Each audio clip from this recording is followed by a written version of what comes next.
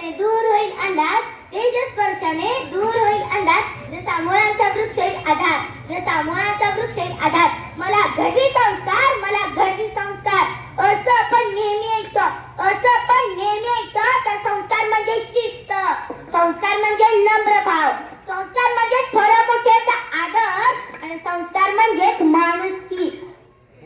नमस्कार, मी स्नेहा संतोष बागल. मी जिल्हा परिषद प्राथमिक केंद्र शाळा गदेगाव या शाळेची विद्यार्थी.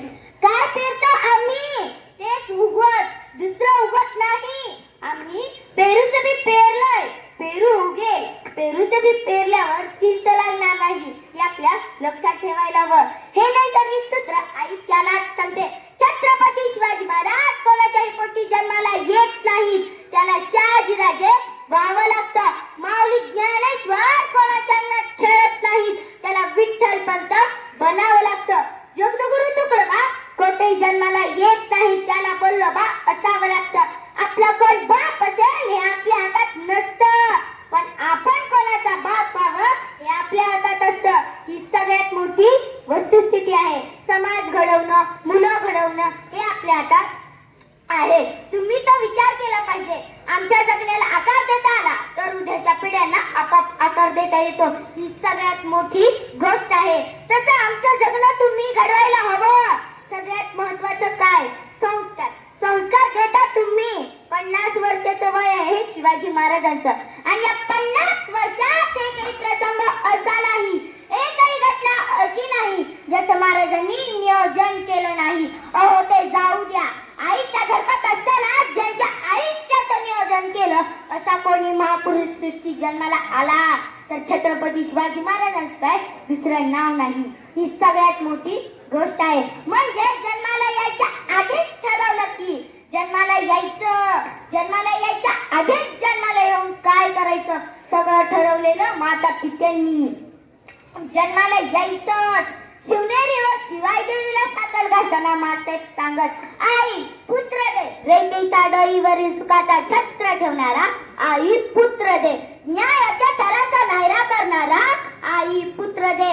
जनसामान्यांचे प्रश्न सोडवणारा आई पुत्र दे. अहो आपल्या मुलाचं तरी काय नाव ठेवायचं? तेव्हा माते सांगत, शिवाजी. का? संस्कार कसा असतो बघा. एकदा जगद्गुरु तुकडोबाई शिवराजांना भेटले. एखादा मोठा माणूस कसं विचारतो तसं शिवराजांना विचारू लागले, बाळ तुझं नाव काय? तुकडोबांनी विचारलं. तेव्हा शिवराजे म्हणाल, शिवाजी. शिवाजी. आणि दक्षिणी जगद्गुरु तुकडोबा म्हणाले, शिवा तुझे नाव ठेविले छत्रपती सूत्र विश्वासाचे की. तुकडोबा सांगत, धन्य ती तुझी आई, तिनं तुझं नाव ठेवले शिव. शिव हे विश्वासाच्या पवित्राचे सूत्र आहे. हे छत्रपती सूत्र आहे. शिवाजी कारण शिवाजी महाराजांनी काय केलं आयुष्यात ते फक्त नावासारखे जगले. साहेबांना पुत्र हवा होता त्या शंभू महादेवासारखा जो स्वतः स्मरणात राहील पण रेतीच्या डोईवरील सुखाचा छत्र ठेवेल. साहेबांना पुत्र हवा होता त्या शंकरासारखा जो अन्यायाविरुद्ध तिसर नेत्र घडवून धावत जाईल. साहेबांना पुत्र हवा होता त्या शंभू महादेवासारखा जो स्वतःच्या जटेत गंगा पेलेल आणि जनसामान्यांची तृष्णा भागवेल. म्हणून आपल्या मुलाचं नाव ठेवलं शिव.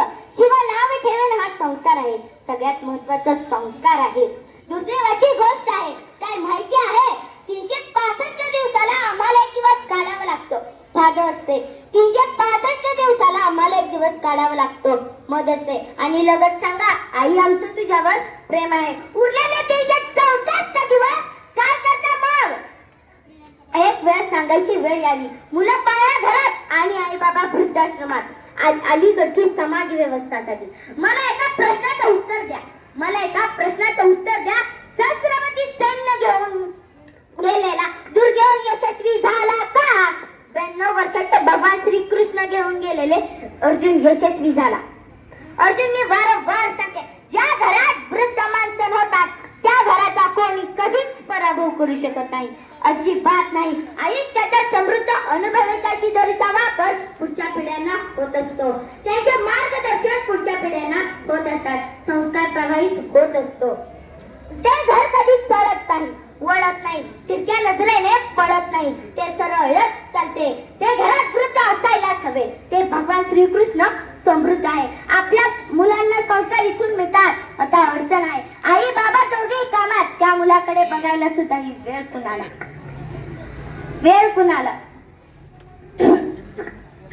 वेळ कुणाला संस्काराचा तर विषयच नाही संस्काराचा तर विषयच नाही अशा वेळी आजी आजोबा नावाचं विद्यापीठ घरात असायलाच हवं विद्यापीठ घरात असायलाच हवं ही सगळ्यात मोठी वस्तुस्थिती आहे बाप माणूस घरात असायला हवा तेव्हा घर उभं राहतं फुलतं आणि मोठं होता येतो सगळ्यात मोठी कृतज्ञता करायची तुम्हाला तुमच्या आई वडिलांनी सारं दिलंय काय दिलं नाही असा प्रश्न येतच नाही ही कृतज्ञता तुम्हाला संस्कारातून देतात शेवटी जाता जाता एवढेच म्हणेल की शेवटी जाता जाता एवढेच म्हणेल की मुलं घडवण्याचे ध्येय वडील देतात मुलं घडवण्याचे ध्येय वडील देतात वडील आपल्या वडील जरा कठोर असतात ते शिस्त लावतात आई आपल्याला